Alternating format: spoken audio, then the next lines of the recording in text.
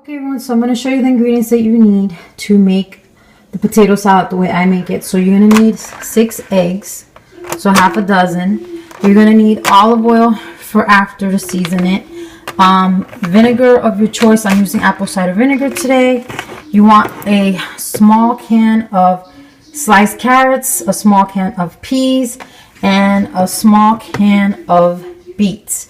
Now we're going to slice up the carrots and we're going to slice up the beets. So if you could find a can that has the peas and carrots, you can, but I like to buy them individually because this is going to make a lot of potato salad.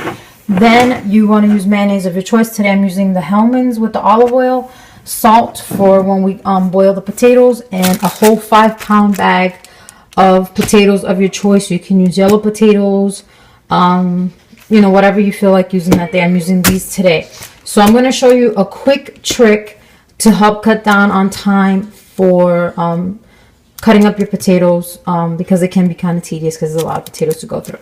Okay, so here's the trick that I'm talking about when you're going to peel potatoes, since it can be tedious.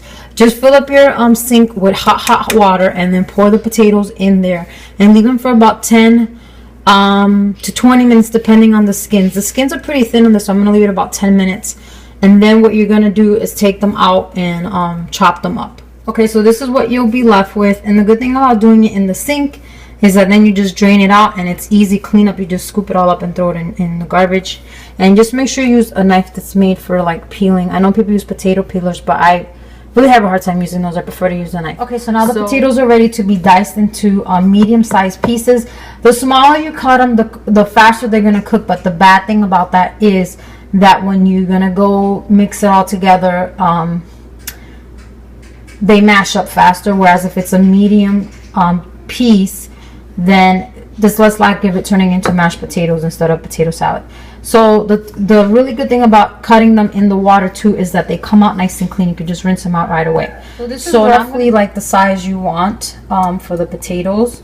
You don't want them too small. Like this is pretty good because when you cool them down, like this size is pretty good. So it doesn't have to be uniform. I mean, I'm just chopping them quickly, and like I mentioned, I already have the water boiling. I already added my salt, and I have the eggs cooking already in the background. So yep, so now I'm just going to keep chopping and dropping in the water and let this cook, and I'll be back. This is how much potatoes you'll have from a 5-pound bag.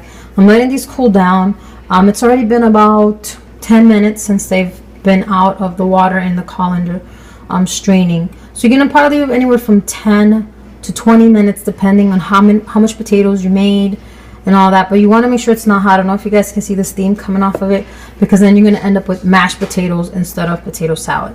So then I have the eggs already cooked. They're in cold water, cooling down.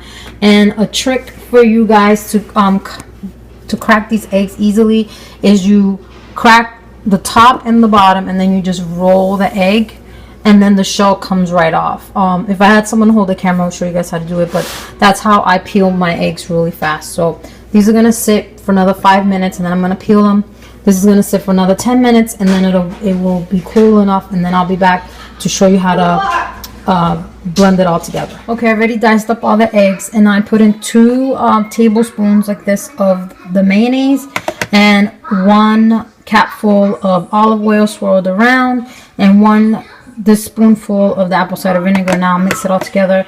And as you can see, I separated another section because some people in my family don't like it with the peas and the carrots and all stuff like that. So the next step is going to be to cube up the carrots and the beets and put them in here. And so when I come back, I will show you the finished product. So that's the one that's going to have the vegetables. This is just going to be plain. Okay everyone, so here is the finished product. This is the regular potato salad. So again, you want to put 2 tablespoons of mayonnaise, 1 tablespoon of olive oil, and 1 tablespoon of vinegar, and you're done. So this just has potatoes and eggs. This is the one that they call in the Dominican Republic ensalada rusa, and it has beets, carrots, and peas in it, and it's the same recipe. You put 2 tablespoons of mayonnaise, 1 tablespoon of olive oil, and 1 tablespoon of vinegar. If you like the taste of vinegar, you can put 2, because I actually put 2 for my family because they like more the vinegar taste in it. So that is everything. If you guys recreate this recipe, let me know, and thanks for joining me, and have a Merry Christmas. Bye.